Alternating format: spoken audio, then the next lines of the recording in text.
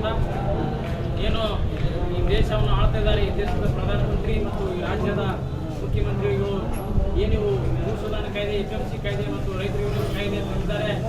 ಇದನ್ನು ನಾವು ಪ್ರಥಮವಾಗಿ ಕಾಂಗ್ರೆಸ್ ಪಕ್ಷದ ವತಿಯಿಂದ ನಾವು ಪ್ರಬಲವಾಗಿ ಇದನ್ನು ವಿರೋಧ ಮಾಡ್ತೀವಿ. ಮಾನ್ಯ KPCC ಅಧ್ಯಕ್ಷರಾದಂಥ DK ಶಿವಕುಮಾರ್ ಅವರ ಆದೇಶ ಇದೆ. ಏನು ಇವತ್ತು ಭಾರತ್ ಬಂದ್ ಕರೆಯನ್ನು ಏನು ರೈತರು ಕೊಟ್ಟಿದ್ದಾರೆ, ಅವರಿಗೆ ಸಂಪೂರ್ಣವಾಗಿ ಕಾಂಗ್ರೆಸ್ ಪಕ್ಷ ಇಡೀ ದೇಶಾದ್ಯಂತ ಇವತ್ತು ನಾವು ಬೆಂಬಲಿಸಿದ್ದೇವೆ. ಪೂಜ್ಯರು ಅಲ್ಲಿ ಬಸವೇಶ್ವರ ಸರ್ಕಲ್ದಲ್ಲಿ 2 ಮಾತು ಹೇಳಿದರು. ರೈತರು ಇಲ್ಲ ಅಂದ್ರೆ ಈ ದೇಶ ಇಲ್ಲ, ಈ ದೇಶ ಅಂದ್ರೆ ರೈತರಿಲ್ಲ.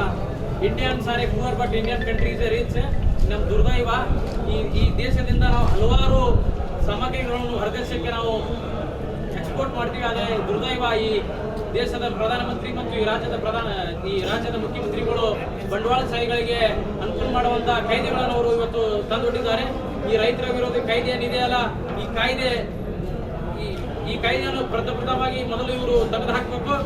ಅದಾನಿ ಅಂಬಾನಿಯವರಿಗೆ ಖುಷಿ ಪಡಿಸಲಿಕ್ಕೆ ಈ ಕಾಯ್ದೆಗಳನ್ನು ಇವರು ತಂದಿದ್ದಾರೆ.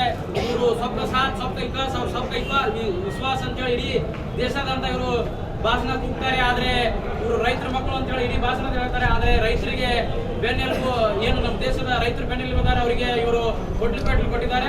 ಇದನ್ನು ತಾವು ಹಿಂಪಡೆಯಬೇಕು. ಇಲ್ಲವಾದಲ್ಲಿ ಕಾಂಗ್ರೆಸ್ ಪಕ್ಷ ಮತ್ತು ಈ ದೇಶದ ರೈತರು ಇಡೀ ದೇಶಾದ್ಯಂತ ನಾವು ಉಗ್ರವಾಗಿ ಪ್ರತಿಭಟನೆ ಮಾಡ್ತೀವಿ ಅಂತೇಳಿ ಈ ಮಾತನ್ನು ಹೇಳಿ